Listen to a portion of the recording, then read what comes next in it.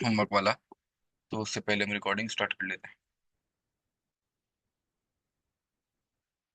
हाँ भाई। तो सर आपका क्वेश्चन क्या बोल रहा था होमवर्क वाला कि following draft statement of financial position as on 31 December 2019 of Naltar establishment is under follow under review. अच्छा सर, आपको कुछ चीजें ऑलरेडी हम लोगों ने क्या कहते हैं जब क्वेश्चन रीड किया था लास्ट टाइम, तो उसमें डिफरेंसेस निकाल लिए थे, मसले निकाल लिए थे। पहला मसला तो हमने ये निकाला था कि भाई ये ड्राइंग्स जो है, ये नंबर गलत रखा हुआ है यहाँ पे। ड्राइंग्स हमारा कैपिटल में लिखा जाता है। दूसरा मसला हमने निकाला था कि सही जो डिस्काउंट रिसीव्ड है ये लाइबिलिटीज में नहीं आता, ये प्रॉफिट का पार्ट बनता है। तो दो चीजें तो मुझे ऑलरेडी पता है कि एक एडजस्टमेंट तो मुझे ड्राइंग्स की करनी है कुछ, सही है, और एक एडजस्टमेंट इस डिस्काउंट रिसीव्ड की करनी है, सही है। अब उसके बाद अगर मैं आगे की कहानी पढ़ना शुरू करता हूँ, रिक्वायरमेंट में मुझसे बोला गया है कि भाई आप एक स्टेटमेंट ऑफ फाइनेंशियल पोजीशन बनाइए नया, जिसमें सारी गलतियां सही हुई हुई हो। तो सर इसके लिए मैं क्या करता हूँ, सबसे पहली चीज ना, मैं एक बेसिक फॉर्मेट बना लेता हूँ बैलेंस शीट का, सही है। एक तरफ आएंगे मेरे पास तमाम एसेट्स, फिर आएगी मेरे पास इक्विटी, फिर उसके बाद मेरे पास आएंगी लायबिलिटीज। एक फॉर्मेट बना के रख लिया। इसके अंदर अब मेरे पास चीजें क्या क्या हैं। सबसे पहली चीज है, आ गया, fixed asset, stock, trade receivable. Fixed assets, stock, trade receivable. फिर उसके बाद क्या है भाई, अल्लाह वाला करिए, ड्राइंग्स। ड्राइंग्स के बारे में हमें पता है, यहाँ पे नहीं रखना, इक्विटी में लेके जाने तो छोड़ देते हैं इसको। कैश एंड बैंक अगला वो लिख लेते हैं, कैश एंड बैंक। आवाज आ रही है ना बेटा साहब? अच्छा जी, फिर उसके बाद जब इस तरफ आता हूँ तो यहाँ पे मेरे पास क्या कहानी है कि आ गया, ओपनिंग कैपिटल है, नेट प्रॉफिट है,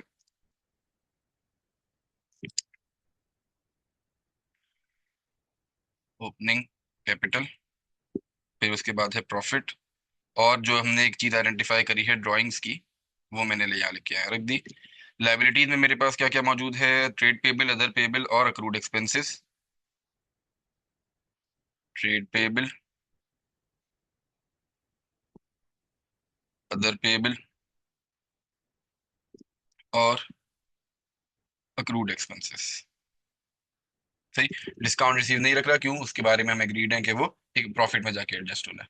अब मैं जाके जरा अपनी इन्फॉर्मेशन पढ़ना शुरू करता हूँ। पहली इन्फॉर्मेशन क्या है कि गुड्स कॉस्टिंग 5.8 मिलियन। अच्छा, एक चीज में देख लें कि सर ये रुपीज इन थाउजेंड्स में काम चल रहा है, ठीक है।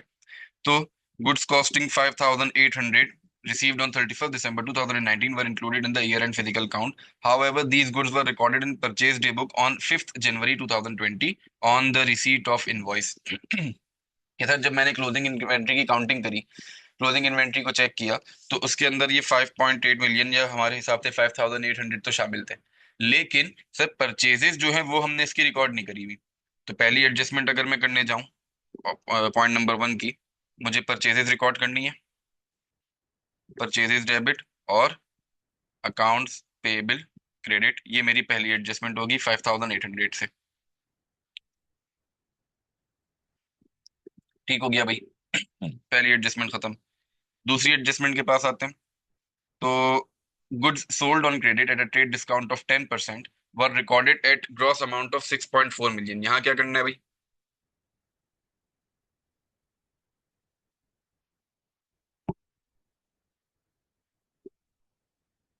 हाँ, कि goods sold on credit at a trade discount of 10% were recorded at the gross amount of 6.4 million. Sir हमने किसी को चीजें बेची थी जिनकी वैल्यू कितनी थी, 6.4 मिलियन की, लेकिन हमने उनको 10% का डिस्काउंट दिया था, और इस डिस्काउंट को हमने रिकॉर्ड नहीं किया, क्यों, क्योंकि हमने ग्रॉस वैल्यू पर रिकॉर्ड कर लिया। तो अब अगर मैं अपने वाले हिसाब किताब की तरह काम करूं कि सर हमारी एंट्री क्या पास होनी चाहिए थी इस सेल की। सर इस सेल की हम एंट्री पास करते कि कैश डेबिट करते, सेल्स क्रेडिट करते। कितने से, सर हमने अच्छा सेल्स के साथ, हाँ सेल्स क्रेडिट करते कितने से, 6.4 मिलियन का 10% डिस्काउंट के साथ। क्या रिजल्ट आता, 640। तो 640 माइनस करूंगा अगर मैं, तो एक मिनट ना यहाँ पे 90% कर लेते हैं, तो मेरे पास सेल्स कितने, नहीं सेल कैश नहीं, वैसे अकाउंट रिसीवेबल आना चाहिए यहाँ पे। कितना आता, सेल्स की अमाउंट क्या आती,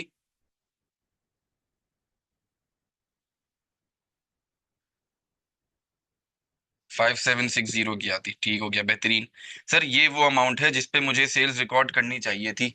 मैंने क्या किया कि बाय मिस्टेक, ओ सॉरी, मैंने क्या किया कि बाय मिस्टेक ये रिकॉर्ड करा है मैंने कि अकाउंट रिसीवेबल डेबिट किया, सेल्स क्रेडिट किया, कितने से, पूरे 6400 से। तो सर मैंने अपनी सेल्स को और अपने अकाउंट रिसीवेबल को 640 रुपीज से या 640,000 से बढ़ा के रखा हुआ है। तो अब जब मैं इसकी करेक्शन करने जाऊंगा, मैं क्या कहूंगा कि भाई सॉरी, अकाउंट रिसीवेबल थोड़ा सा कम करना है मुझे, तो अकाउंट रिसीवेबल क्रेडिट, सेल्स थोड़ी सी कम करनी है तो सेल्स डेबिट, कितने से, 640 रुपीज से। मुझे बताइए क्या एडजस्टमेंट नंबर 2 समझ में आती है? बेहतरीन। सर एंट्री नंबर 3 के पास चले, अगर हम क्या कह रही है वो कि a cheque of rupees 500,000 issued by a customer as an advance was dishonored and returned by the bank on 31st December. No entry was made on the return of check. Sir एक entry हमने record नहीं करी, error of omission, accounting सीखी हुई है इसकी, क्या करेंगे सर, जो एंट्री रिकॉर्ड नहीं करी है उस एंट्री को रिकॉर्ड कर लो, सिंपल। तो एंट्री नंबर 3 के हिसाब से 500,000 का एक चेक डिसऑनर हुआ है। डिसऑनर चेक की एंट्री क्या पास करते थे, कोई याद दिलाएगा मुझे? हाँ भाई, डिसऑनर चेक की क्या एंट्री पास होती थी?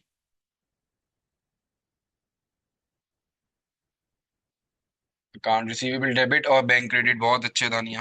तो एंट्री नंबर 3 में मैं क्या करूंगा कि अकाउंट्स रिसीवेबल डेबिट और बैंक अपना क्रेडिट कर दूंगा, कितने से, 500,000 था, हाँ 500,000, दैट मीन्स 500 रुपीज से।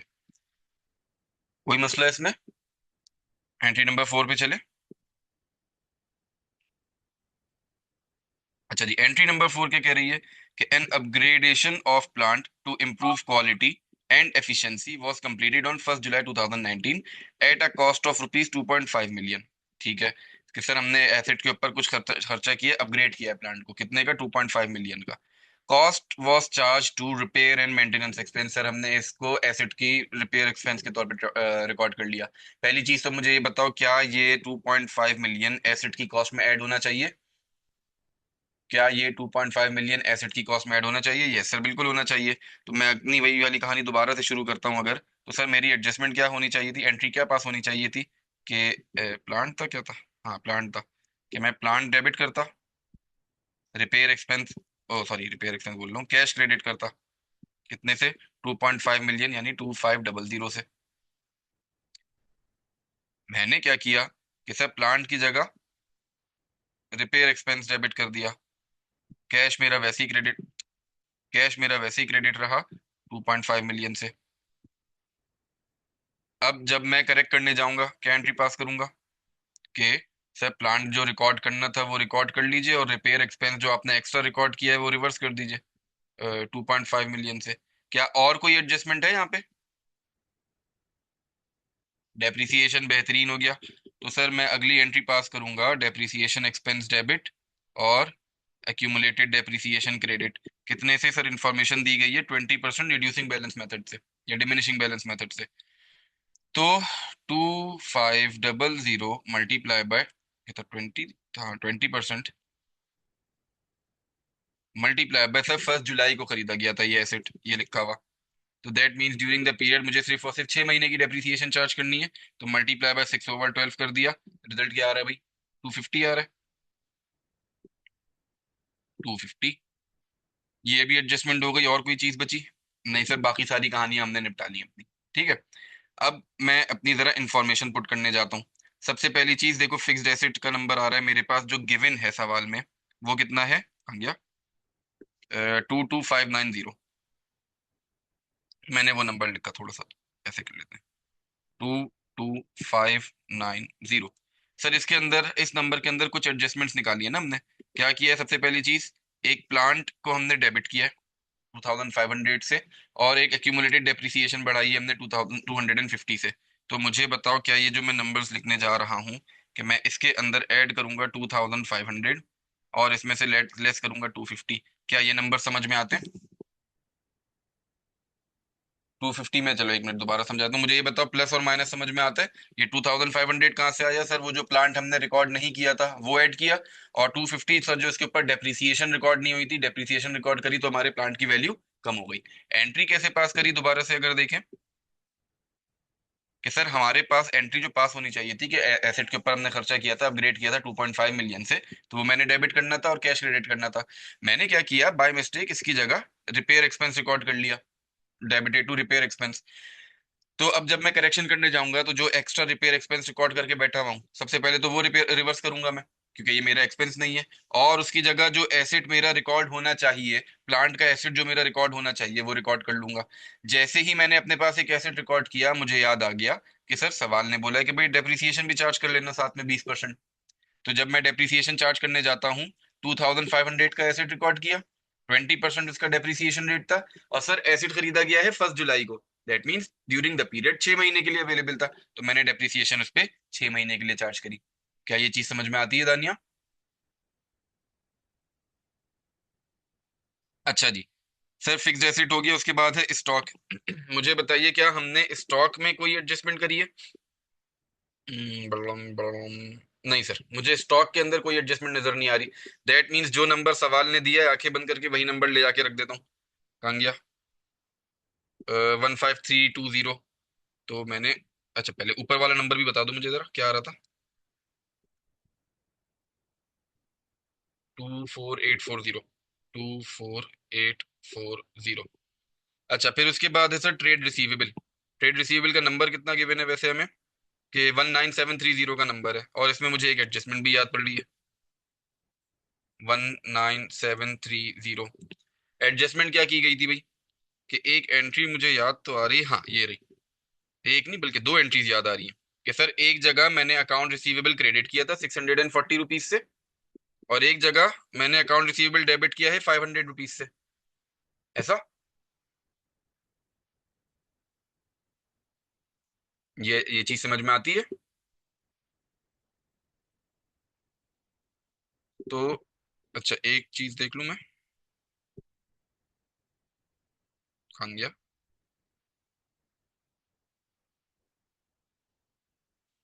अच्छा, एक गलती मैंने इसमें छोटी सी कर दी। वो गलती क्या करी कि सर एक चेक रिसीव हुआ था 500,000 का बाय कस्टमर, ये वाला वर्ड मैंने गलत पढ़ लिया, यानी स्किप कर दिया, एज एन एडवांस।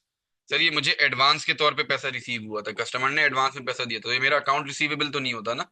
ये मेरे लिए क्या कहते हैं, अनअर्न्ड इनकम या एडवांस फ्रॉम कस्टमर होती है ये चीज। तो मुझे इसको कहाँ एडजस्ट करना चाहिए था? अकाउंट रिसीवेबल की जगह इसको मुझे एडजस्ट करना चाहिए था अदर पेएबल्स में। ऐसा?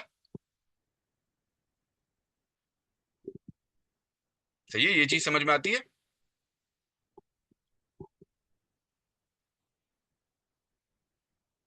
हाँ भाई, जल्दी। नहीं आती? दोबारा से सुनो, दोबारा से सुनो। सर सवाल ने हमें बोला है कि भाई आपको एक कस्टमर ने 5 लाख रुपए दिए हैं एडवांस के तौर पे। ठीक है। अच्छा अगर मैं, अच्छा एक चीज जो हमारी लिखी हुई कोई एंट्री पास नहीं हुई हुई, मतलब यहाँ तक की अकाउंटिंग तो हुई हुई है कि जो हमें एडवांस रिसीव हुआ था, लेकिन उसके आगे जो डिसऑनर हुआ उसकी अकाउंटिंग नहीं हुई। मुझे बताओ इसकी अकाउंटिंग होने का मतलब सवाल वालों ने यानी कोई कंपनी ने इसके लिए एक एंट्री पास कर दी होगी। अब अगर मैं अपने बैलेंस शीट के पास जाता हूँ, पहली चीज मुझे ये बताओ, अगर कंपनी मुझे, सॉरी कोई कस्टमर मुझे एडवांस देता है, वो मेरे लिए एसेट होता है या लाइबिलिटी होती है? लाइबिलिटी होती है। तो सर मुझे यहाँ पे कोई एक लाइबिलिटी नजर आनी चाहिए थी कस्टमर के नाम की। मुझे क्या नजर आ रहा है कि भाई एक तो ट्रेड पेएबल्स है और एक अदर पेएबल्स आ रहा है मेरे पास। ठीक है। क्या मुझे कोई एडवांस फ्रॉम कस्टमर की नाम की लाइबिलिटी दिख रही है? नहीं सर, नहीं लिख रही। दैट मीन्स यहीं पे रिकॉर्ड हुई भी होगी ना ये वाली लाइबिलिटी, इनमें से ही किसी के अंदर रिकॉर्ड होगी। एग्रीड? अच्छा, अब मुझे ये बताओ, ट्रेड पेबल्स के बारे में तो हम याद कर चुके हैं, हम रट्टा मार चुके हैं, अच्छे से समझ चुके हैं कि ट्रेड पेबल्स में सिर्फ और सिर्फ वो लायबिलिटीज आती हैं जो हमारे नॉर्मल कोर्स ऑफ बिजनेस में स्टॉक के परचेज के लिए की जाती हैं। तो सर ये तो स्टॉक की परचेज की लायबिलिटी नहीं है ना जो कस्टमर ने मुझे दी, ये तो स्टॉक के सेल की लायबिलिटी है। तो मतलब इसके अलावा किसी पेबल में होगी, दैट मीन्स वो अदर पेबल में ही एग्जिस्ट कर रही होगी। अदर पेबल में ही एग्जिस्ट कर रही होगी। दैट मीन्स कि सर अगर मैं इसकी एंट्री याद करूं, एंट्री बनाऊं, तो सर जब ये चेक मुझे रिसीव हुआ होगा in the in the past, जब मुझे कभी कस्टमर ने दिया होगा, उस वक्त मैंने एंट्री पास कर दी होगी कि भाई अदर पेबल डेबिट ओ सॉरी, डेबिट बोल रहा हूँ, sorry sorry sorry, cash receive हो रहा है ना। तो बैंक डेबिट और अदर पेबल क्रेडिट, ये एंट्री मैंने पास कर दी होगी, कितने से, 500 से। क्या ये एंट्री समझ में आती है? क्या ये एंट्री समझ में आती है? सर पास कर दी होगी। अब जब रिवर्स करने की बारी आई, मतलब मुझे कस्टमर ने पैसा वापस, मेरा चेक जो है वो डिसऑनर हो गया, तो यही वाली एंट्री बिल्कुल रिवर्स कर दूंगा। That means other payable debit करके बैंक क्रेडिट कर दूंगा। एग्रीड? मुझे बताओ एंट्री नंबर 3 में किसी का कोई मसला, कोई सवाल? बेहतरीन हो गया जी। अब आइए ट्रेड रिसीवेबल के पास, तो सर सिर्फ एक एडजस्टमेंट है 640 रुपीज की। माइनस क्रेडिट किया गया है, तो यहाँ से माइनस कर दूंगा मैं, -640। तो मुझे बताओ जरा क्या रिजल्ट आएगा?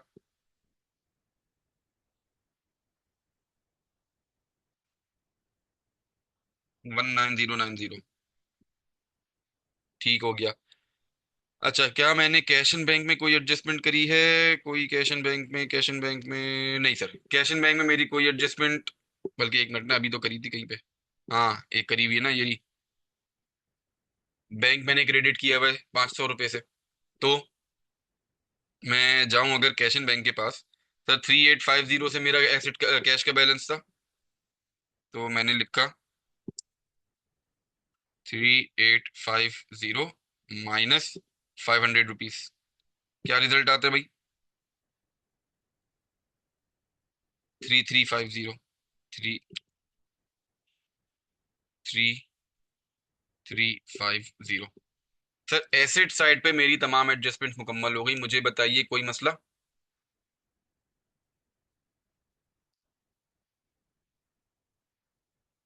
बेहतरीन। अच्छा, अब एक टेक्निक आपको बता रहा हूँ जो आपको फाइनेंशियल स्टेटमेंट्स वाले सवालों में ना बहुत काम आएगी, जो हमें यहाँ पे भी यूज करनी चाहिए। जब भी आपके पास ऐसा सवाल आए कि आपने एक बैलेंस शीट बनानी है, या एक let's say profit and loss बनाना है, या कोई भी एडजस्टमेंट आपने स्टेटमेंट में करनी है, तो आप पता है क्या किया करो? अभी मैं पता है कहाँ फंसा हूँ, अभी मुझे क्या मसला हो रहा है सवाल देखने के बाद, कि इसमें से कौन सी चीज कर ली, कौन सी चीज नहीं करी, वो मुझसे हैंडल नहीं हो पा रही। कहाँ कौन सी एंट्री पास हो चुकी है, कौन सी एंट्री को एडजस्ट कर दिया, कौन सी एंट्री को एडजस्ट नहीं किया, वहां पे मैं फंसा हूँ। तो मैं क्या पता है क्या करता हूँ? सर हर एडजस्टमेंट के बाद ना, जैसे for example, sir entry number 2 में ये अकाउंट रिसीवेबल की एडजस्टमेंट कर दी, मैंने इसको कट कर दिया। सर एंट्री नंबर 3 में ये बैंक मैंने क्रेडिट कर दिया, बैंक की एडजस्टमेंट मैंने कर दी, इसको भी मैंने क्रेडिट काट दिया। सर यहाँ पे मैंने प्लांट और एक्यूमुलेटेड डेप्रिसिएशन कर लिया, इन दोनों को भी काट दिया। अब इससे सिंपली पता है क्या होता है, कि एक क्लियर पिक्चर सामने रखती है कि भाई अभी मैं जब एडजस्टमेंट्स बाकी जो है मेरी, उसमें एक ये परचेजेस डेबिट होना है, एक पेबल क्रेडिट होना है, सेल्स डेबिट होना है, पेबल डेबिट होना है, और रिपेयर और डेप्रिसिएशन डेबिट होना है। तो एक सवाल के ऊपर ना थोड़ा सा कंट्रोल आ जाता है। सही है। तो अब जब मैं अपने सवाल के पास जाता हूँ, सर ओपनिंग कैपिटल सवाल ने दिया था, इसमें तो कोई मसला ही नहीं था, तो मैं गया 32240 पे। 32240 ड्राइंग सवाल ने बताई थी हमें, ये 1400 की, तो यहाँ से मैंने 1400 माइनस कर दी। अच्छा सर, प्रॉफिट मुझे बताया जो गया था, दैट वाज 9360। क्या ये प्रॉफिट सीधा सीधा ले जाके रख दूं?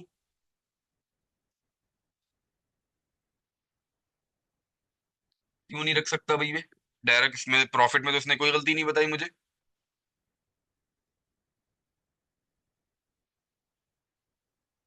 है भाई?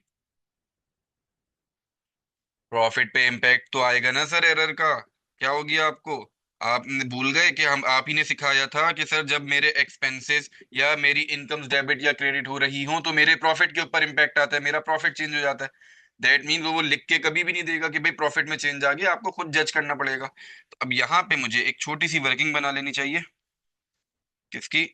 Calculation of correct profit. अच्छा जी।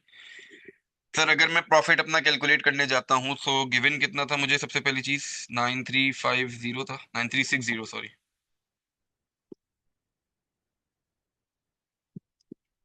9360। अब इसके अंदर एडजस्टमेंट्स क्या क्या है सर, एंट्री वाइज चलो। परचेजेस डेबिट हो रही है, परचेजेस बढ़ा रहा हूँ, परचेजेस बढ़ाऊंगा तो प्रॉफिट पे क्या इंपैक्ट आएगा? शाबाश,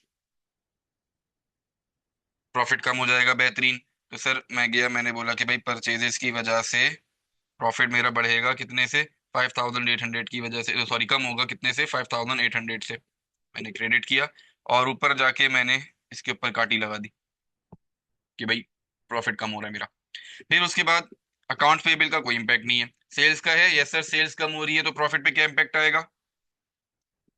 डिक्रीज हो जाएगा। बेहतरीन सर, इसके ऊपर भी काटी लगाई मैंने और मैंने लिखा कि भाई सेल्स की वजह से प्रॉफिट में कमी आ रही है 640, ये भी माइनस कर दिया।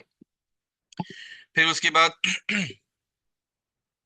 कौन गया, हाँ, अदर पेबल, सर कोई इम्पैक्ट नहीं है इसका। Repair, yes sir, repair expense मेरा कम हो रहा है, रिपेयर एक्सपेंस मेरा कम हो रहा है तो उसकी वजह से प्रॉफिट बढ़ना चाहिए, कितने से? 2500 रुपये से।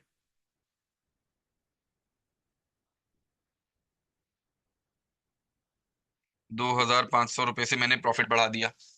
ठीक हो गया। फिर उसके बाद अच्छा ये हो गया तो इसको भी निकाल देते ना यहाँ से। और सर डेप्रिसिएशन एक्सपेंस आ रहा है मेरे पास एक, इसकी वजह से भी मेरा प्रॉफिट कम होगा तो इसको भी काट देता हूँ मैं और अपना प्रॉफिट कम कर लेता हूँ 250 रुपये से।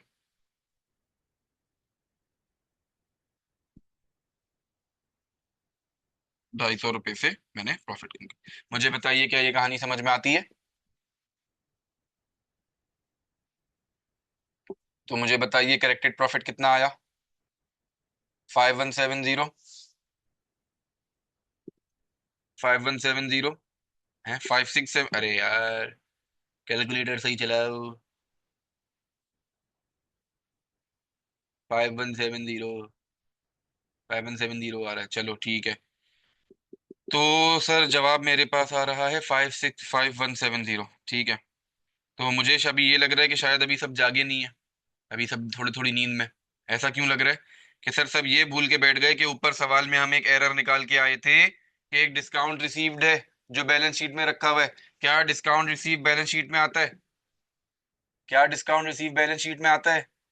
मतलब इसको मुझे प्रॉफिट में एडजस्ट करना चाहिए। समझ में आती है ये चीज? तो डिस्काउंट रिसीव्ड एक मेरे पास एसेट होता है, एसेट मैंने ओ सॉरी एसेट बोल रहा हूँ, इनकम होती है। मैंने एक इनकम प्रॉफिट के अंदर नहीं डाली तो जब मैं डालूंगा तो उसकी वजह से क्या होगा, मेरा प्रॉफिट बढ़ जाएगा। कितना, 480 था? हाँ गया, हाँ 480। मेरा प्रॉफिट बढ़ जाएगा 480 रुपये से। बताइए जरा क्या रिजल्ट आ रहा है? 5650। मुझे बताइए क्या अब ये कहानी समझ में आती है प्रॉफिट की पूरी? तो सर मैं गया ऊपर और मैंने अपने पास प्रॉफिट के तौर पे नंबर लिख लिया 5650। तो जरा बताइए कि टोटल नंबर कितना आ रहा है मेरे पास?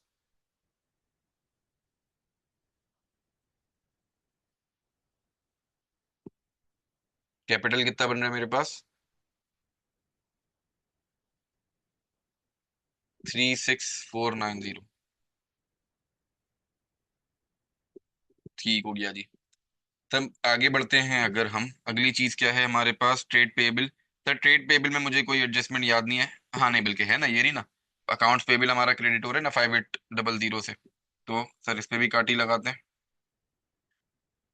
मैं गया 5800 अपने ट्रेड पेबल के बैलेंस में से माइनस कर दिए, कितने, 17332 गिवन है।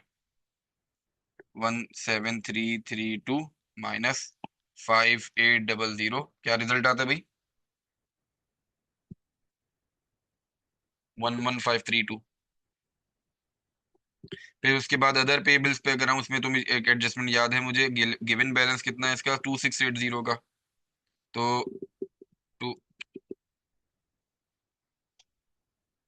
2680, इसमें मैंने अदर पेबल्स में डेबिट किया था ना एक, कहाँ गया, ये रहा।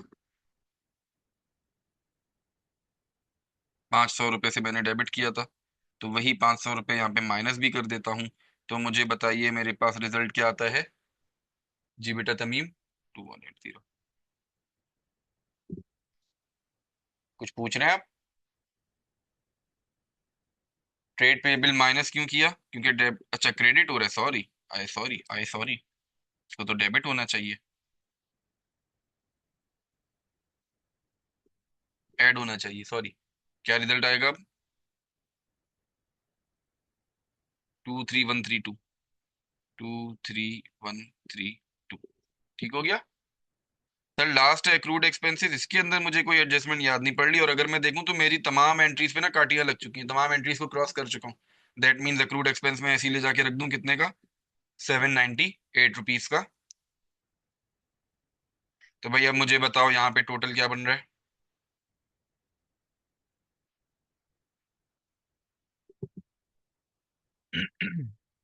अच्छा, टोटल पूरा बता रहे हैं आप, ठीक है, यहाँ से लेके यहाँ तक का।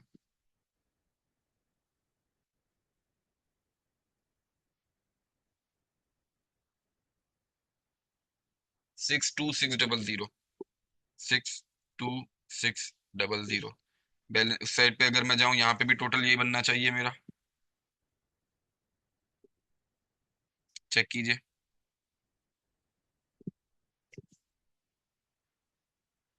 सेम आ गया। अच्छा, अब मुझे याद पड़ रहा है, शायद तमीम ने मुझे बताया था 63,100 पे बैलेंस हो रहा था। अच्छा, वो बैलेंस पता है तमीम, मुझे ये बताओ, यही 500 की एडजस्ट क्या कहते हैं, 500 की गलती करी हुई थी। इसको अकाउंट रिसीवेबल में एडजस्ट किया हुआ था, यही गलती थी।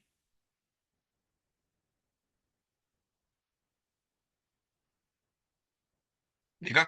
अब देखो, इसका मतलब हम क्या बोल रहे हैं कि सर, सिर्फ टाई होने से हाँ, अच्छा, इसको ना हम अकाउंटिंग ऑडिटर्स जो है हम लोग बोलते हैं टाटिए मिलाना। सही। तो सिर्फ टाटिए मिलाने से मेरे नंबर सही हैं, ये इसकी कोई गारंटी नहीं है। ठीक है। देखो, अगर आपने अदर पेएबल की जगह यहाँ पे अकाउंट रिसीवेबल लिखा, तो सर आपने डेबिट क्रेडिट का रूल तो प्रॉपरली फॉलो किया है ना। डेबिट क्रेडिट का रूल जब तक फॉलो हो रहा है कि for every debit there is an always an equal opposite credit, मेरे बैलेंस शीट हमेशा मैच रहेगी। सही है। तो इस चीज के ऊपर कभी रिलाय मत करना कि अगर मेरे डेबिट्स और क्रेडिट्स मैच हो रहे हैं तो मेरी बैलेंस शीट सही है, मेरा सवाल सही है, नहीं। सर, अगर आपने डेबिट क्रेडिट का रूल फॉलो किया हुआ है तो आपकी बैलेंस शीट मैच होगी। सही है। मुझे बताओ, अभी सारी कंफ्यूजन क्लियर है, सवाल हमें पूरा समझ में आता है।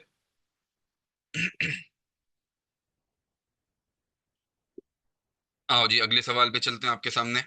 ये रहा एक क्वेश्चन। अच्छा, ये क्वेश्चन मैं आपको व्हाट्सएप पे भी भेजता हूँ।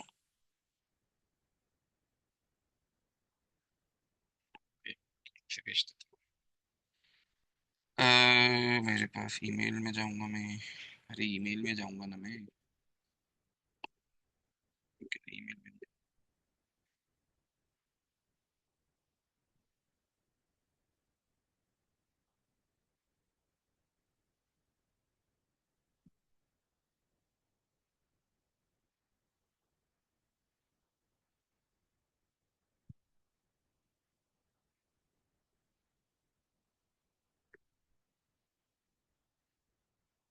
हाँ भाई, जीमेल।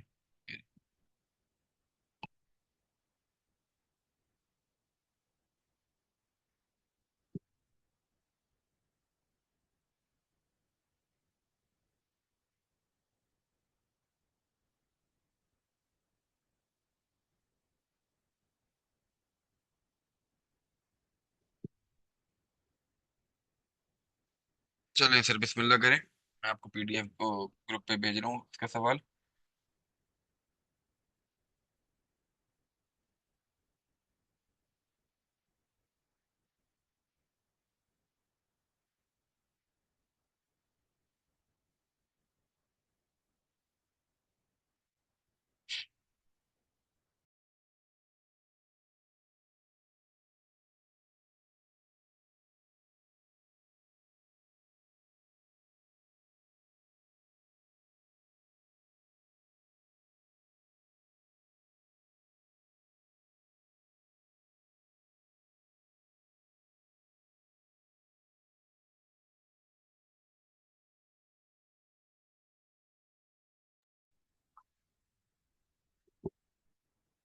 चलो आओ भाई, शुरू करते हैं।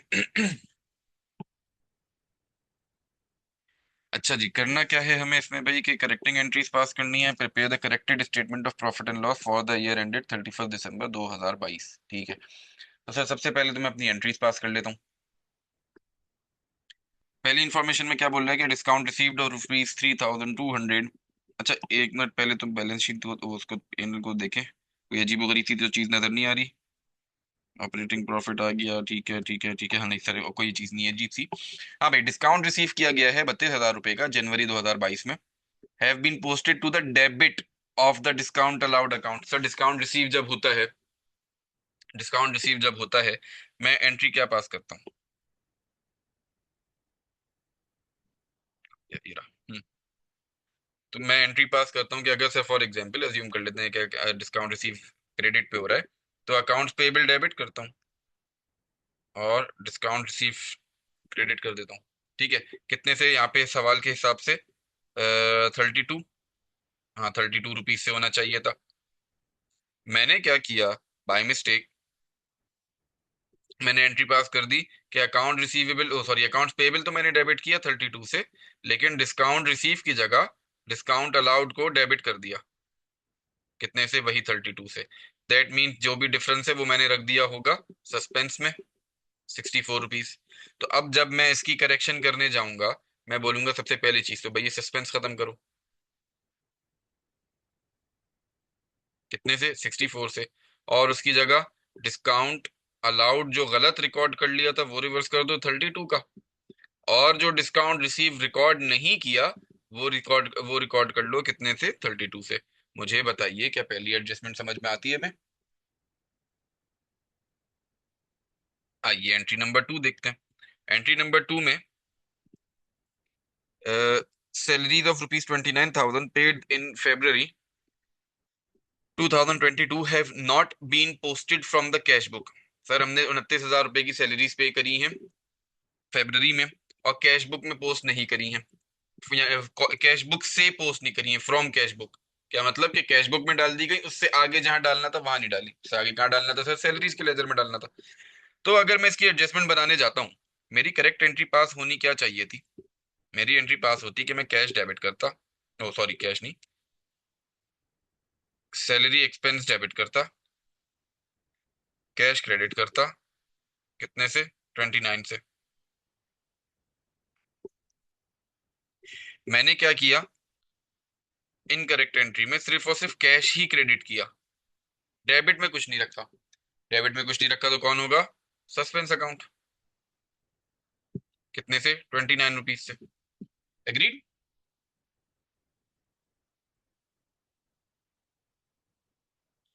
अच्छा जी।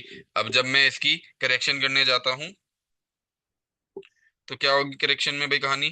कि अल्लाह भला करे, सस्पेंस मुझे खत्म करना है। सबसे पहले तो सस्पेंस रिवर्स कर दिया, यानी क्रेडिट कर दिया 29 से, और उसकी जगह डेबिट कर दिया मैंने अपना सैलरी एक्सपेंस। कितने से? 29 से। कोई मसला है इस एंट्री में?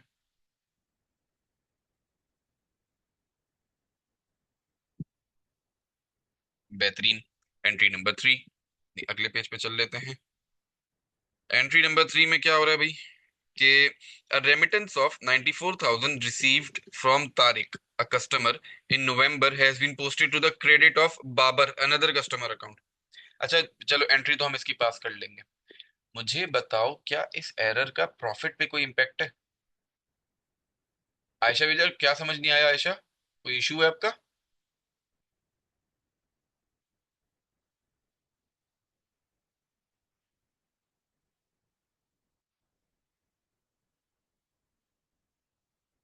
क्लियर है ना? शुक्र।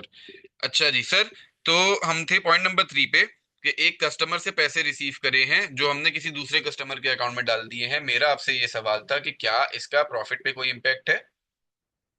क्या इसका प्रॉफिट पे कोई इम्पैक्ट है?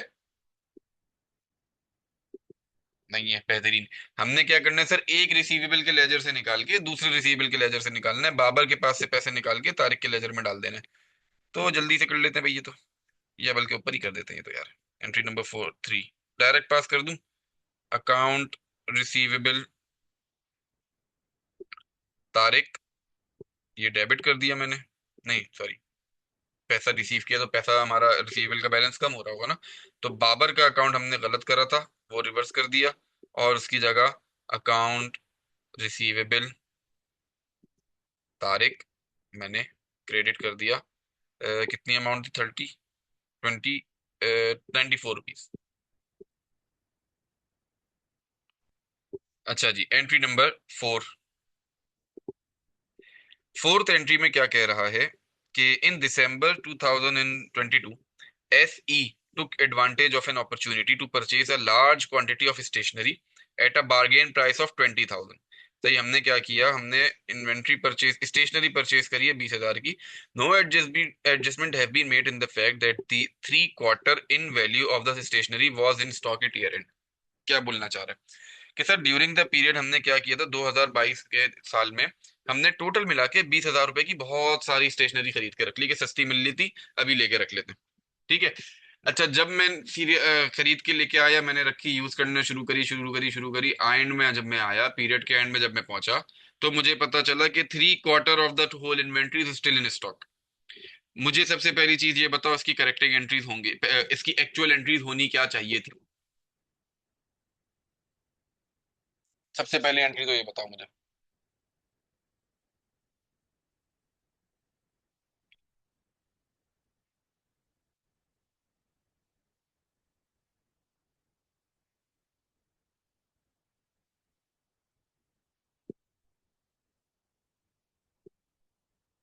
हाँ भाई, क्या एंट्री पास करता हूँ मैं इसकी?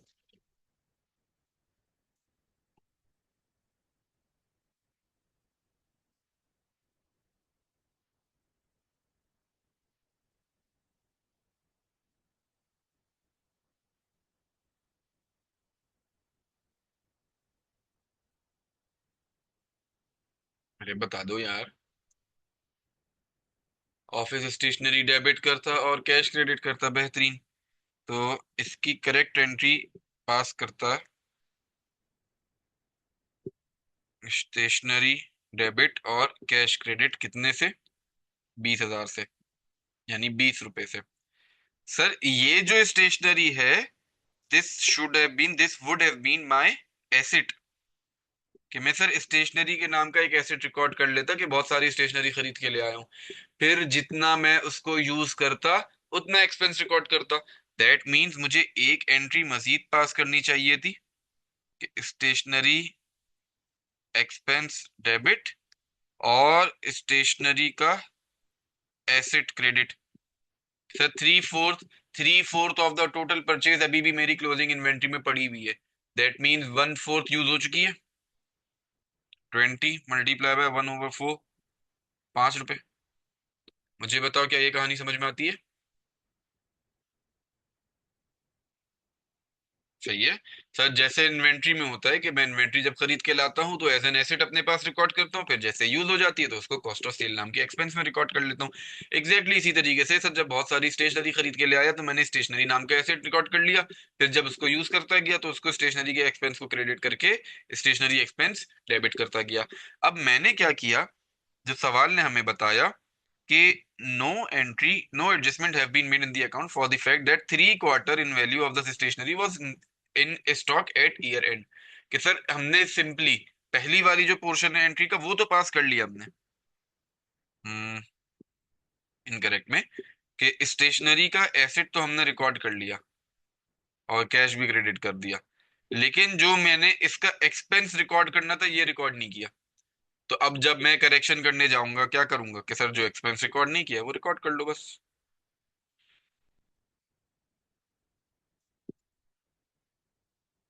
स्टेशनरी एक्सपेंस डेबिट और क्या क्रेडिट होना था, स्टेशनरी का एसेट। कितने से? 5 रुपए से। कोई मसला इस सवाल में?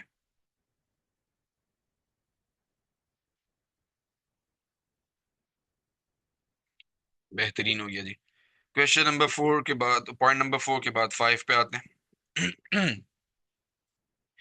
फिफ्थ में क्या बोल रहा है कि a payment of 41,000 to Waqas in January has been posted in his personal account as 14,000। अच्छा सर, 45, एक 41,000 की पेमेंट करी है, रिकॉर्ड की गई है 14,000 की। तो सर ये तो एंट्री हमने कई मरतबा देख ली है। सर 15 से? नहीं ना बेटा, देखें, सवाल बोल रहा है कि 3/4 in value of this stationery was in stock at year end. कि सर जितनी परचेज की गई थी उसमें से 3/4 अभी भी मेरे स्टॉक में मौजूद है। मतलब 1/4 वो एक पोर्शन है ना जो मैंने यूज कर लिया। एग्रीड? अच्छा जी। फिर उसके बाद सर पेमेंट वाली एडजस्टमेंट की बात करें अगर, सर 41,000 की अगर मैंने पेमेंट करनी थी तो मैं एंट्रीज की पास करता, पेमेंट करते टाइम के अकाउंट पेबल डेबिट करता, कैश क्रेडिट करता 41,000 से। मैंने क्या किया कि अल्लाह भला करे, अकाउंट पेबल तो डेबिट किया और कैश भी क्रेडिट किया। फर्क क्या था कि सर कैश तो क्रेडिट किया 41 से, लेकिन अकाउंट पेबल जो है ना वो मैंने डेबिट किया है, एक मिनट यहाँ लिख दो, 14 से। तो सर बीच में जो डिफरेंस है वो कहाँ रख दिया गया होगा, सस्पेंस में रख दिया गया होगा। कितने रुपए का? 27 रुपीज का। मुझे बताइए कोई मसला यहाँ पे, कोई सवाल?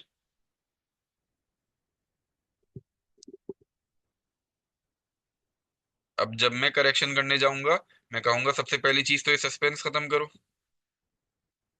कितने का? 27 का।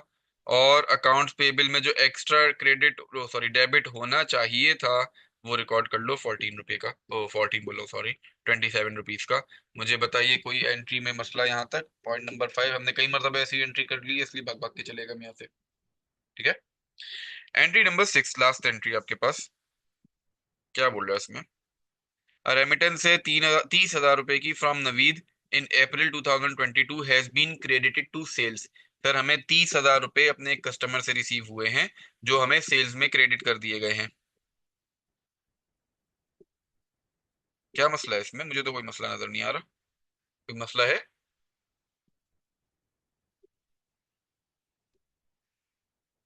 हाँ भाई, क्या मसला है इसमें?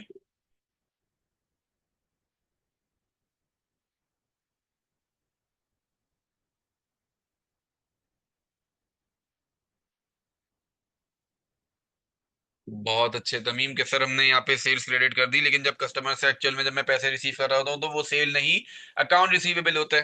तो सर अगर मैं इसकी एडजस्टमेंट करने जाऊँ एंट्री नंबर 6 में, तो मेरी करेक्ट एंट्री पास होनी चाहिए सी, करेक्ट एंट्री मेरी जो पास होनी चाहिए थी, वो होनी चाहिए थी कि मैंने जो कैश रिसीव किया था कैश डेबिट करता और अकाउंट रिसीवेबल क्रेडिट कर देता।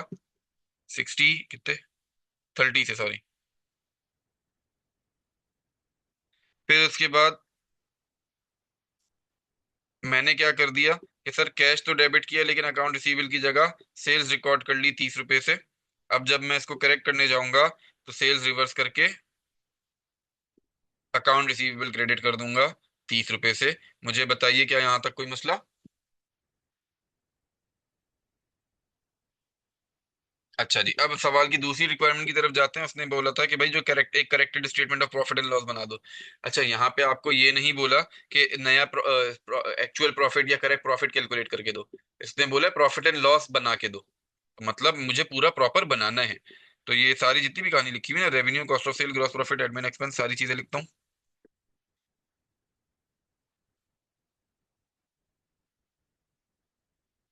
क्या करूंगा मैं कि रेवेन्यू डेबिट, और डेबिट क्या मतलब, पीएनएल जब मैं बनाना शुरू करूंगा तो मेरे पास आएगा रेवेन्यू, मेरे पास आएगा कॉस्ट ऑफ सेल्स, इन दोनों को माइनस करूंगा तो आ जाएगा मेरे पास ग्रॉस प्रॉफिट। फिर उसमें के बाद मुझे याद है कि था कुछ एडमिन एक्सपेंस था। फिर उसके बाद मुझे याद है सेलिंग एक्सपेंस था। फिर उसके बाद था ऑपरेटिंग प्रॉफिट।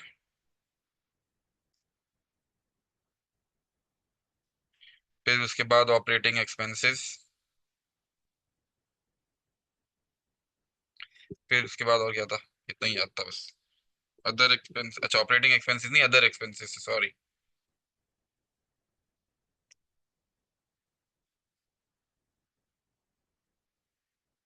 अदर एक्सपेंसेस,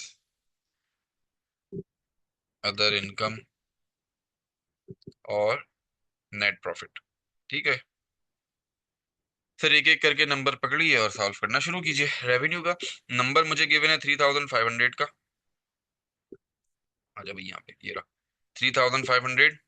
इसमें कुछ एडजस्टमेंट देखनी है मुझे। पहले वाले में रेवेन्यू में कोई एडजस्टमेंट नहीं, दूसरे में भी नहीं, तीसरे में भी नहीं, चौथे में भी नहीं, पांचवें में भी नहीं, छठे में। सर मैंने 30,000 से सेल्स को डेबिट किया हुआ है, तो मतलब मैंने अपना रेवेन्यू 30 से कम कर देना है। कितना आ जाएगा? 3,470 I believe.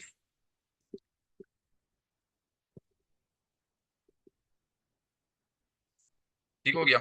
Cost of cell की अगर बात करता हूँ, तो सर क्या कॉस्ट ऑफ सेल में कुछ एलिमेंट है? सर कॉस्ट ऑफ सेल में ये आ रहा है एक डिस्काउंट अलाउड, ये कॉस्ट ऑफ सेल में रिकॉर्ड किया जाता है। नहीं, डिस्काउंट रिसीव बेटा इनकम का पार्ट होता है, यानी सेल्स का पार्ट नहीं होता। सेल्स का नंबर जो है वो सिर्फ दो चीजों से मिलकर बनता है, that will be sales and net sales return. ठीक है। डिस्काउंट अलाउड अलग से इनकम के तौर पे दिखाया जाता है, discount receive cost of goods sold में दिखाया जाता है। ठीक है। तो सर डिस्काउंट अलाउड मुझे यहाँ पे नजर आ रहा है क्रेडिट होता हुआ, मतलब मेरे कॉस्ट ऑफ सेल्स को कम कर रहा है। तो मैं गया, कॉस्ट ऑफ सेल है कितनी भाई? 2,000 रुपए की। चलना, 2,000 रुपए की थी, और 32 से मैंने डिस्काउंट अलाउड रिवर्स किया, तो अब मेरे पास कॉस्ट ऑफ सेल कितनी बन गई? और तो मुझे कोई एडजस्टमेंट याद नहीं पड़ रही इसमें। 1968 ये मैंने माइनस कर दिया। मुझे बताइए ग्रॉस प्रॉफिट, चलिए कैलकुलेट कर लेते हैं, एक साथ ही सारा कैलकुलेट कर लेंगे। एडमिन एक्सपेंस की तरफ अगर मैं जाता हूँ, तो मेरे पास एडमिन एक्सपेंस गिवन कितना है? 800 का। अच्छा जी सर, इस 800 में क्या एडजस्ट करना है, देखते हैं। सर सैलरी एक्सपेंस क्या ये एडमिन एक्सपेंस में आना चाहिए? यस सर, आना चाहिए। 29 रुपीज मैंने सैलरी एक्सपेंस के ऐड करा दिए।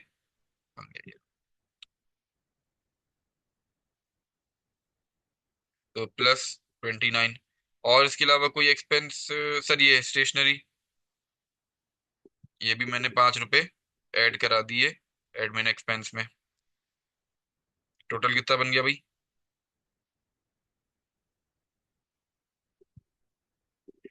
834।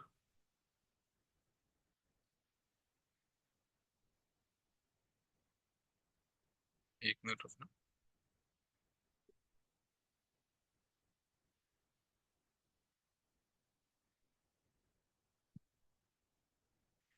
834 ठीक हो गया। अच्छा, एक चीज यहाँ पे कहीं लिखी हुई है कि हम पीरियोडिक यूज कर रहे हैं, परपीचुअल यूज कर रहे हैं? सही है, बस फिर ठीक है, मसला नहीं है। अच्छा जी सर, फिर उसके बाद आते हैं सेलिंग एक्सपेंस। क्या सेलिंग एक्सपेंस में कोई एडजस्टमेंट है? नहीं sir, account receivable payable suspense stationery. नहीं सर, सेलिंग एक्सपेंस में कोई एडजस्टमेंट नहीं है, तो मैंने ऐसे ही ले जाके रख दिया। कितना था, कितना वैसे? ये रहा 550 रुपए का। तो 550 भी मैंने ले जाके रख दिए, दोनों को माइनस करूंगा तो मेरे पास ऑपरेटिंग प्रॉफिट आ जाएगा। फिर ऑपरेटिंग अदर एक्सपेंसेस में कोई चीज जो आनी हो। हम्म,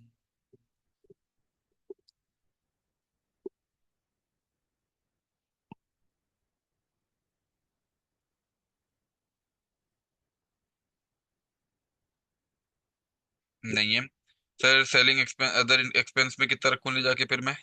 550 के बाद नहीं, ये रहा 60 रुपीज, वैसे ही लिख दिया। अदर इनकम में अलबत्ता मुझे याद है एक एडजस्टमेंट करनी है, डिस्काउंट वाली। गिवन कितना है मुझे अदर इनकम? 200 रुपए का।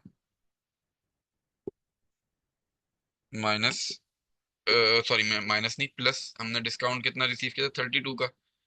तो 32 मैंने ऐड कर दिया, तो मेरे पास बन गया 232। ठीक है।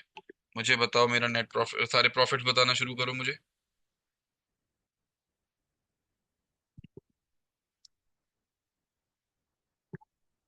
1502 यहाँ पे आया। फिर 118 यहाँ पे आया। फिर 284 यहाँ पे आया। अब मैं अज्यूम कर रहा हूँ कि आपने नंबर सही कर लिए होंगे कैलकुलेट। ठीक है भाई, ये 290 हो गया। 8 में से 2 गए बेटा, 290 तो मुश्किल लग रहा है मुझे। मैं कैलकुलेट कर लेता हूँ।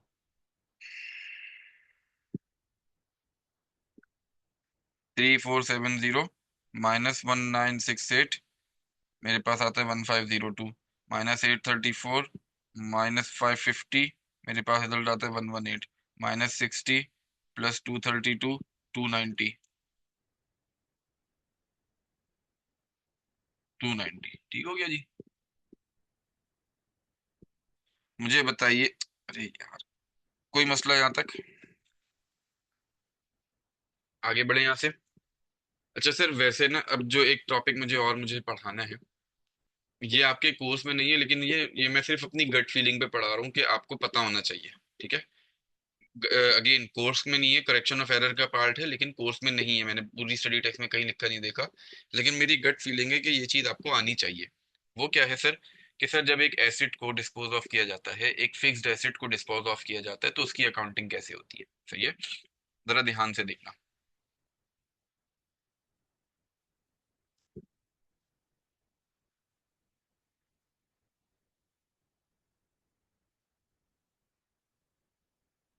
डिस्पोजल ऑफ एसिड, जब मैं एक एसिड को बेचने जाता हूँ, तो सबसे पहले मैं एक क्वेश्चन बनाता हूँ सबसे पहले। फॉर एग्जाम्पल, परचेज या बल्कि कॉस्ट ऑन 1 जैन 2015, लेट से थी 1 लाख रुपए की, ठीक है? इसकी यूजफुल लाइफ थी लेट से 5 इयर्स की, और मैं डेप्रिसिएशन थी इसकी एसएलएम पे, सही है? सर हुआ क्या, आपने इसको सोल्ड ऑन 30 जून 2017 फॉर, पहला केस मैंने बनाया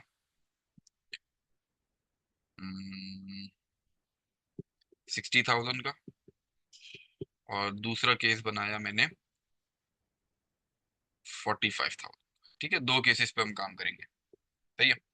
रिक्वायर्ड क्या है आपसे कि भाई इसकी अकाउंटिंग करके दो, यानी एंट्रीज पास करके दो। अभी मैं एरर्स नहीं पढ़ा रहा, अभी ये हम सिर्फ जनरल एक ट्रांजैक्शन की अकाउंटिंग सीख रहे हैं, सही है? हुआ क्या, जब मैं इसकी एंट्रीज पास करने जाऊंगा, सबसे पहली एंट्री तो क्या पास करूंगा कि सर एक एसेट पर ही खर्चे परचेज किया, इसको रिकॉर्ड कीजिए। तो मैंने लेट से एसेट का नाम मैं रख लेता हूँ, प्लांट रख लेता हूँ, ठीक है? तो मैंने अपने पास पहली एंट्री पास करी होगी कि प्लांट डेबिट किया होगा, कैश क्रेडिट किया होगा 100,000 से। फिर उसके बाद दूसरी एंट्री में, अच्छा डेट्स भी हम चलो यूज कर लेते हैं ना सारी, तो ये 1 जनवरी 2015 को ये एंट्री पास की गई होगी। फिर उसके बाद 31 दिसंबर 2015 मैंने दोबारा एंट्री पास करी होगी, डेप्रिसिएशन एक्सपेंस डेबिट और एक्यूमुलेटेड डेप्रिसिएशन क्रेडिट 100,000 से। फिर उसके बाद 31 दिसंबर 2016 मैंने एंट्री पास करी होगी, डेप्रिसिएशन एक्सपेंस डेबिट और पे क्या कर रहा हूँ मैं, ला हौला वला कुव्वता इल्ला बिल्लाह। सर डेप्रिसिएशन रिकॉर्ड करनी है कितने की, 1 लाख का एसेट है, 5 साल की लाइफ है, तो 20,000 रुपए की।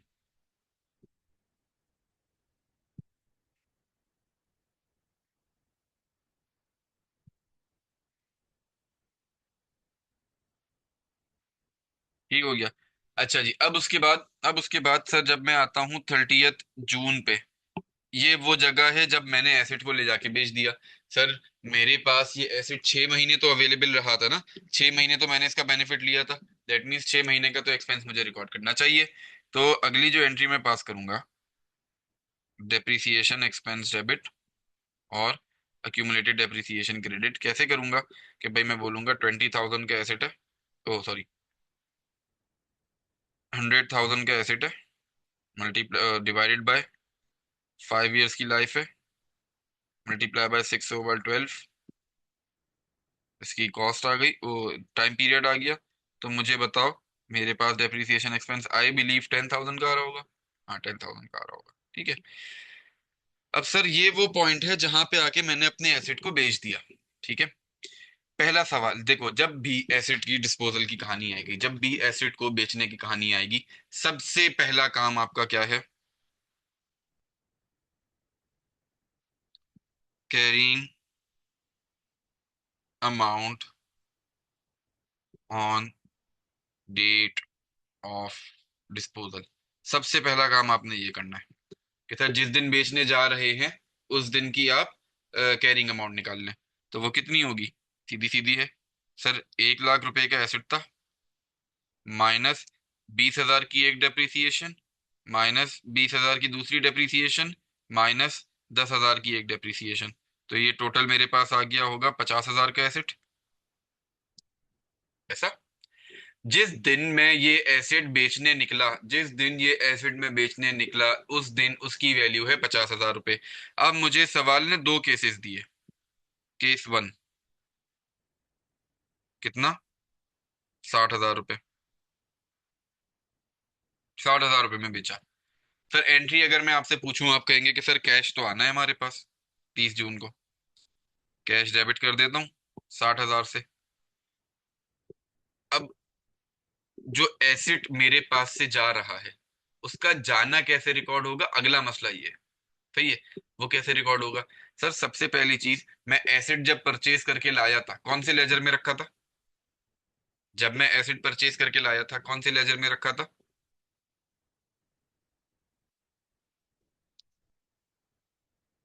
प्लांट के लेजर में। बेहतरीन। सर प्लांट को मैंने क्रेडिट करना चाहिए। सर प्लांट के लेजर में ये एसेट रखा गया था, कितने का, 1 लाख रुपए का ला के रखा गया था। सही है। सर एंट्री मैनेज नहीं हो रही। अब मैच कर लेते हैं। सर 1 लाख रुपए से मैंने एसेट जब क्रेडिट किया, उसका मैंने कुछ यूज भी रिकॉर्ड किया हुआ है ना अपनी बुक्स में। जब मैंने एसिड खरीदा था उसको प्लांट के लेजर में लाके रखा था, फिर ओवर द पीरियड जैसे जैसे मैं यूज करते हुए गया, तो जितना यूज किया मैंने वो सारा एक लेजर में रिकॉर्ड करके रखा हुआ है, जिसका नाम दिया हुआ है एक्यूमुलेटेड डेप्रिसिएशन। क्या ऐसा है? तो सर जब मैं यूज रिकॉर्ड कर रहा था तो एक्यूमुलेटेड डेप्रिसिएशन को क्रेडिट कर रहा था। अब मैं यूज अपनी बुक्स में से बाहर निकाल रहा हूं, तो एक्यूमुलेटेड डेप्रिसिएशन डेबिट हो जाना चाहिए।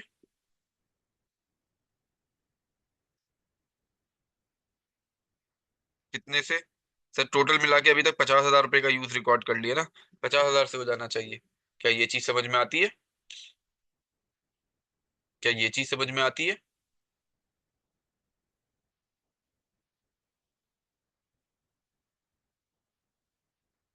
ये क्या हो गया? मेरी इमेज सही नहीं आ रही ना शायद, एक मिनट।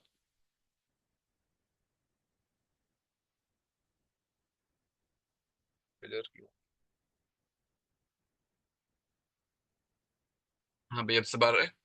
सेट है सब।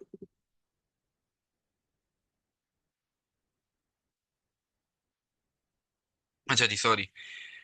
तो सर हमारी कहानी यहाँ पे थी। अब मुझे बताओ, मेरी एंट्री तो टैली नहीं है।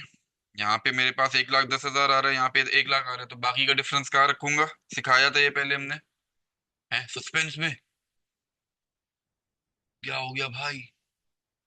एरर थोड़ी किया है मैंने कोई। मैंने तो इनकम कमाई है जिसका हमने नाम सीखा था बचपन में।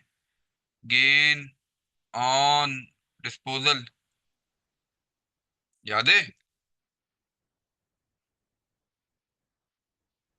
सही है। सिमिलरली अगर मैं बात करता हूँ केस नंबर 2 की, जिसमें मैंने क्या किया था कि एसेट को बेचा था मैंने 45,000 रुपए का, तो मैं इसके लिए क्या एंट्रीज पास करूंगा? सर देखो, पहला स्टेप अगेन सेम ही है कि मैंने अपने एसेट की कैरिंग अमाउंट रिकॉर्ड करनी है। और एंट्री का पहला पार्ट क्या होना है कि कैश डेबिट होना है, प्लांट क्रेडिट होना है, और एक्यूमुलेटेड डेप्रिसिएशन डेबिट होना है। ठीक है। कैश मुझे इस मरतबा रिसीव हुआ है 45,000 का। एक्यूमुलेटेड डेप्रिसिएशन मेरी रिवर्स होनी चाहिए 50,000 से। और प्लांट मेरा रिवर्स होना चाहिए 1 लाख से। सही है। यानी मेरी डिस्पोजल में एंट्री में ये तीन चीजें तो सेम ही रहती हैं। कैश डेबिट होता है, प्लांट क्रेडिट होता है, एक्यूमुलेटेड डेप्रिसिएशन डेबिट होता है। बाकी जो भी कुछ भी बचा अब इस सूरत हाल में, एक ऐसी चीज है जो मेरे पास 50,000 रुपए की वैल्यू की मौजूद है, लेकिन मैंने उसको बेचा है 45,000 रुपए में। दैट मीन्स मैंने 5,000 रुपए का नुकसान किया। 5,000 रुपए का मुझे लॉस ऑन डिस्पोजल हुआ। कितने का? 5,000 का। मुझे बताओ, क्या ये अकाउंटिंग समझ में आती है? क्या ये अकाउंटिंग समझ में आती है? सही है। अब मैं आपको एक क्वेश्चन लिख के दे रहा हूँ, छोटा सा बिल्कुल। क्वेश्चन है आपके पास। प्लांट वॉज परचेस्ड, नहीं बल्कि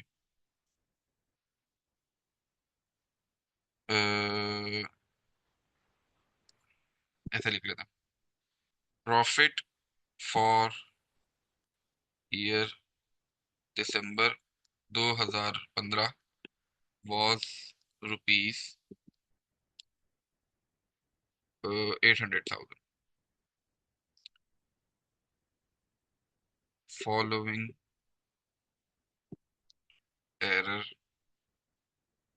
was discovered.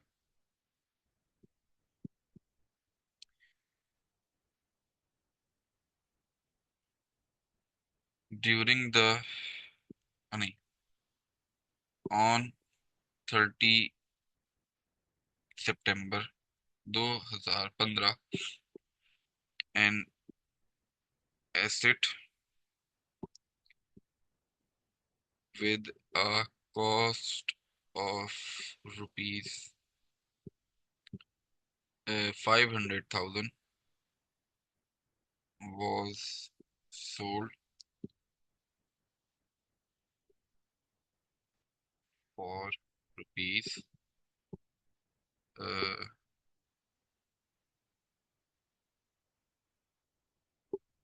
250,000. The sale proceeds were credited to sales account. ठीक है. The asset was purchased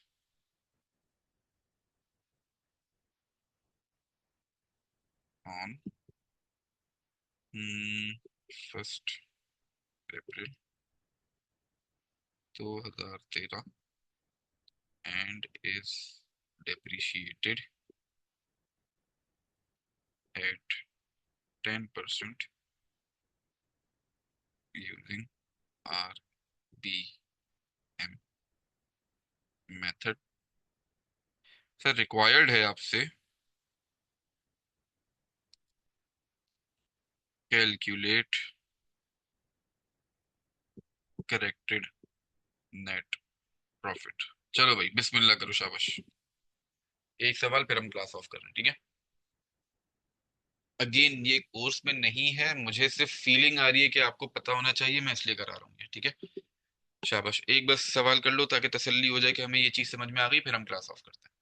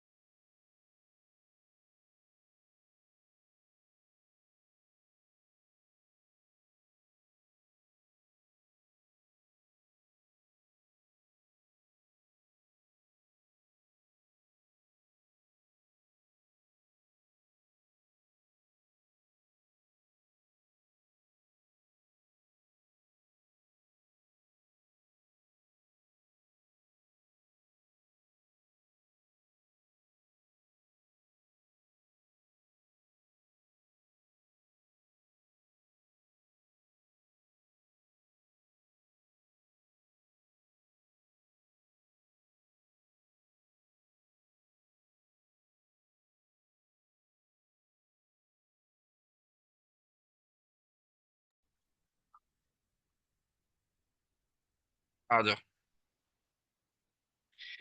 तो सर हमारे पास हुआ क्या कि हमें पूछा गया है, अल्लाह भला करे। अच्छा, सबसे पहली चीज तो वही वाली कहानी कि जैसे ही सेल की बात आए, जैसे ही सेल की बात आए, पहला काम सेल ऑफ एसेट के केस में पहला काम आपने क्या करना है, कैरिंग अमाउंट निकालनी है on the date of disposal. तो वहां पे मुझे, यहाँ पे मुझे थोड़ी सी कैलकुलेशन करनी पड़ेगी। ठीक है। तो मैंने कहा कि भाई मेरा जो एसेट है वो परचेज, उसकी कॉस्ट कितनी थी, उसकी कॉस्ट थी 5, आ गई, हाँ 5 लाख रुपए की कॉस्ट थी। सही है। फिर मैंने इसके ऊपर डेप्रिसिएशन चार्ज करी होगी 2013 में जब परचेज था। सर 2013 की डेप्रिसिएशन मैंने कैसे चार्ज करी होगी कि भाई 5 लाख का एसेट है, 10% का रेट है, और अप्रैल में अगर परचेज किया तो अप्रैल में जून जुलाई अगस्त सितंबर अक्टूबर नवंबर दिसंबर, मतलब 9 महीने। एग्रीड। क्या आता है, 30,000 आता है। मैंने यहाँ से 30,000 माइनस किया होगा। फिर उसके बाद बच्चा मेरे पास 4,70,000। 2014 की मैंने पूरे पूरे साल की डेप्रिसिएशन चार्ज करी होगी। 4,70,000 मल्टीप्लाई बाय 10%, ये बनता है 47,000। माइनस किया, क्या बनता है रिजल्ट, 37,500 आ रहा है यहाँ पे। 37,500। तो मुझे बताओ जरा कैरिंग अमाउंट कितनी बन जाएगी फिर। 46, नहीं 700 बेटा, 462, हाँ। तो मेरे पास फिर डेप्रिसिएशन जो आएगी वो बनेगी 462,500 का 10%, 46,250। ये माइनस जब करूंगा क्या रिजल्ट आएगा, क्या रिजल्ट आएगा, 416250, 416250। फिर उसके बाद सर मैं डेप्रिसिएशन कैलकुलेट करूंगा 2015 की। 2015 में मुझे सवाल बोलता है कि भाई आपने जो बेचा है ना एसेट, वो बेचा है 30 सितंबर को, मतलब अगेन 9 महीने की डेप्रिसिएशन चार्ज हुई होगी। तो 416250 मल्टीप्लाई बाय 10% मल्टीप्लाई बाय 6/12, क्या रिजल्ट आता है भाई, 31219। 31219, ये माइनस कर दिया। अब मुझे बताओ मेरे पास नेट बुक वैल्यू या कैरिंग अमाउंट कितनी बनती है on the date of disposal, 20812 की। ठीक है, ये एक वर्किंग निमट गई। यहाँ पे मैं कर लेता हूँ करेक्शन ऑफ प्रॉफिट की कैलकुलेशन। ठीक है। तो सर गिवन प्रॉफिट है मेरे पास 8 लाख रुपए का। अब मुझे बताओ, जब मैंने ये एसेट बेचा होगा मुझे एंट्री क्या बनानी चाहिए थी, मैं एंट्री बनाता कि भाई कैश रिसीव हो रहा है मुझे 2.5 लाख रुपए का। कुछ डेप्रिसिएशन की वैल्यू 20812 है।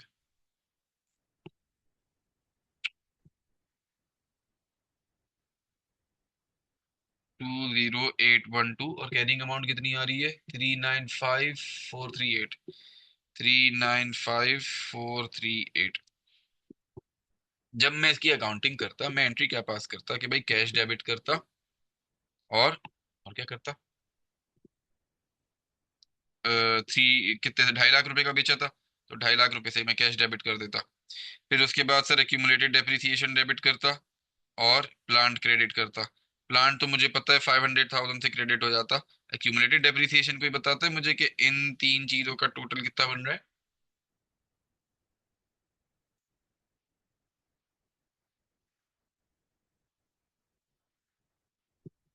हाँ भाई, 104,562, 104,562। तो बाकी का जो डिफरेंस है वो मैं रिकॉर्ड कर देता लॉस ऑन डिस्पोजल के नाम पे। कितना आता वो,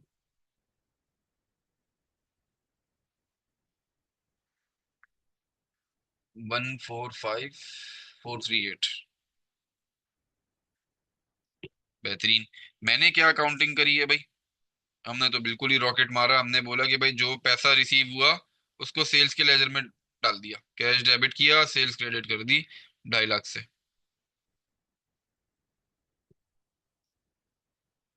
तो अब जब मैं करेक्शन करने जाऊंगा, मैं बोलूंगा सबसे पहले तो सेल्स रिटर्न करो, रिवर्स करो 2.5 लाख। सही है। प्लांट क्रेडिट कर दो, कितने से? 5 लाख से। एक्यूमुलेटेड डेप्रिसिएशन डेबिट कर दो 104562 से। गंदी राइटिंग हो रही है यार, 104562 से। और लॉस ऑन डिस्पोजल रिकॉर्ड कर लो 145438 से। मुझे बताओ क्या ये चीज समझ में आती है? अच्छा, अब जब मैं प्रॉफिट के ऊपर इम्पैक्ट लेके जाऊंगा तो मैं सबसे पहली चीज क्या बोलूंगा कि भाई हमने अपनी सेल्स रिवर्स करनी है आपके अंदर से। हम आपके अंदर एक एक्स्ट्रा सेल्स रिकॉर्ड करके बैठे हुए हैं, कितने की? 2.5 लाख, 5 लाख। 5 लाख की नहीं, 2.5 लाख रुपए की। वो माइनस कर देनी चाहिए मुझे। और सर एक लॉस ऑन डिस्पोजल नाम का एक्सपेंस है जो हमने आपके लिए रिकॉर्ड नहीं किया, वो रिकॉर्ड कर लेते हैं, कितने का? 10145,438। ये भी मैंने माइनस किया। मुझे बताओ मेरे पास नेट प्रॉफिट कितना बनता है?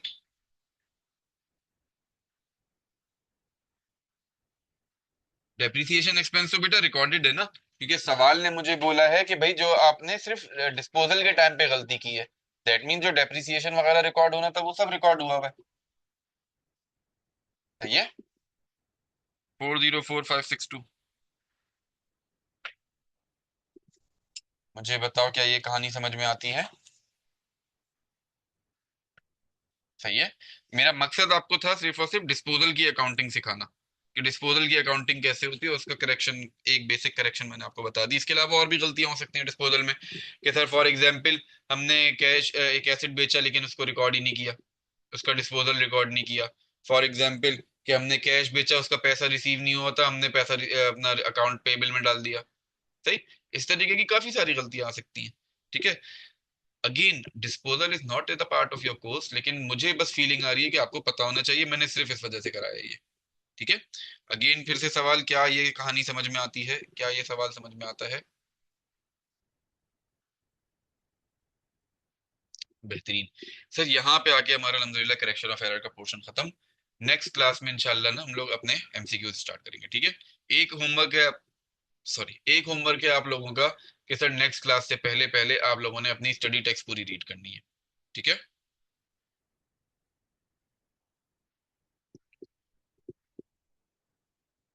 पीडीएफ में अभी फौरन अपलोड कर रहा हूँ बस। ठीक है। लेक्चर थोड़ा सा टाइम लग जाएगा, अपना यानी 1 डेढ़ घंटा लग जाएगा।